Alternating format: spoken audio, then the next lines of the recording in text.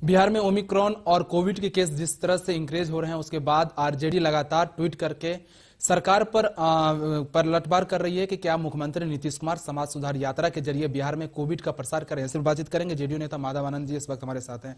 समाज सुधार यात्रा आज भी कर रहे हैं मुख्यमंत्री नीतीश कुमार और शाम में बैठक भी करेंगे कोविड मैनेजमेंट पर, लेकिन आरजेडी कह रही है कि मुख्यमंत्री नीतीश कुमार कोविड का प्रसार कर रहे हैं।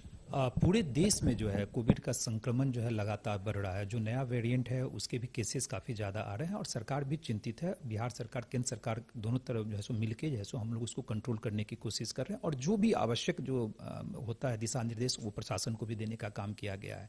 जहाँ तक समाज सुधार यात्रा की बात है तो समाज सुधार यात्रा में आदरणीय नीतीश कुमार जी, आदरणीय मुख्यमंत्री जी जो भी होता है प्रोटोकॉल, उस सारे प्रोटोकॉल्स को फॉलो कर रहे हैं। और आदरणीय तेजस्वी यादव भी जो बेरोजगारी यात्रा पे निकल रहे हैं, तो क्या बेरोजगारी यात्रा पे निकलेंगे तो वो भी कोविड फैलाएंगे? ये सब बातें कहना बचपनापन है मुझे लगता है। जब आदरणीय मुख्यमंत्री जी कहीं भी निकलते हैं तो जो कोविड के जो नॉर्म्स हैं, प्रोटोकॉल हैं, उसको अक्षरशः पालन किया जाता है। जातीय जनगणना को लेकर आप लोग मुखर हैं, किसी भी हाल में आप लोग चाहते हैं कि बिहार में जातीय जनगणना होना चाहिए, लेकिन मुख्यमंत्री जी कह रहे हैं कि बीजेपी की तरफ से सहयोग नहीं मिल रहा है। क्या बीजेपी नेता अभी भी टाइम नहीं दे रहे आप लोगों को मीटिंग के लिए? देखिए, जब आदरणीय प्रधानमंत्री जी से जो सर्वदलीय मीटिंग हुई थी तो उसमें बीजेपी के भी लोग थे और विधानसभा और विधान परिषद दोनों तरफ से जो है सो हम लोग पारित करवा चुके हैं कि जातिगत जनगणना होनी चाहिए। अब केंद्र सरकार नहीं करा रही है, बिहार सरकार की इच्छा है कि बिहार सरकार अपने खर्चे पे जो है जातिगत जनगणना करावे। मुझे लगता है कि बीजेपी निश्चित रूप से इसका समर्थन करेगी। अभी तक उनका नहीं आया है, लेकिन मुझे पूरा उम्मीद है कि बिहार की जनता के हितों को ध्यान में रखते हुए सरकार जो सरकारी योजनाएं बनाती है उसके लिए आवश्यक है कि जातिगत जनगणना हो, अपने पास डेटा हो। बीजेपी के लोग भी इसका समर्थन करेंगे। आप लोग बिहार को विशेष राज्य की दर्जा दिलाने की बात कह रहे हैं, लेकिन बीजेपी के मंत्री हैं जीवेश मिश्रा, वो कह रहे हैं कि बिहार को किसी भी हाल में विशेष राज्य की दर्जा नहीं मिलेगी और बीजेपी चाहती है कि बिहार को विशेष राज्य बनाया जाए। बीजेपी विकास विरोधी तो नहीं है।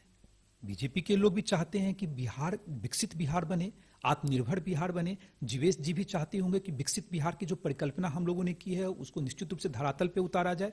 देश एक ही है, विकसित बिहार बनाना, आत्मनिर्भर बिहार बनाना। और वो भी मंत्री हैं, उनके जो भी डिपार्टमेंट हैं, उनकी भी बहुत सारी योजनाएं हैं।